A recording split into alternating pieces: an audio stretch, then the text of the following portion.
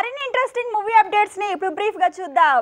Natural star నానితో Srikanth Odela చేస్తున్న movie Dasara. ఈ cinema విడుదల తేదీ ఫిక్స్ అయింది. వచ్చే ఏడాది సమ్మర్ స్పెషల్ గా మార్చి 30న దసరా సినిమా రాబోతోంది.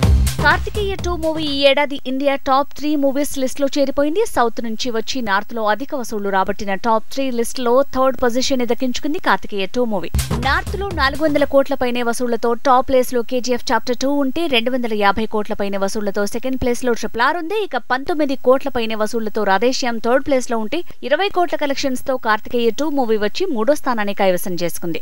లైగర్ మూవీ ఫ్లాప్ అయినా కానీ యూఎస్ లో 500,000 మార్క్ ని ఒక్క రోజులోనే సాధించింది. విడుదలకు ముందున్న హైప్ తో లైగర్ కి అడ్వాన్స్ బుకింగ్స్ రూపంలో 500,000 సాధ్యమయ్యాయట. కానీ మరుసటి రోజుకి సీన్ రివర్స్ అయింది. కోల్వెంట్ స్టార్ విజయ్ తో రష్మిక కలిసి చేస్తున్న మూవీ వారసుడు. తెలుగు తమిళ్లో తెరకెక్కుతున్న ఈ సినిమా తాలూకు సాంగ్ లీక్ అయింది. డైరెక్టర్ వారసుడు అమీర్ వల్లే సాంగ్ లీక్ అయిందని డామేజ్ కంట్రోల్ కి ఫిల్మ్ టీమ్ చర్యలు తీసుకుందని తెలుస్తోంది. ధనుష్ చేసిన ది గ్రే మ్యాన్ సీక్వెల్ మొదలు కాబోతుంది. హాలీవుడ్ లో తన 2వ ప్రాజెక్టు పట్టాలెక్కబోతుంది. గ్రే మ్యాన్ సెకండ్ పార్ట్ లో ధనుష్ గెస్ట్ గా కాకుండా కీ రోల్ ప్లే చేయబోతున్నాడట.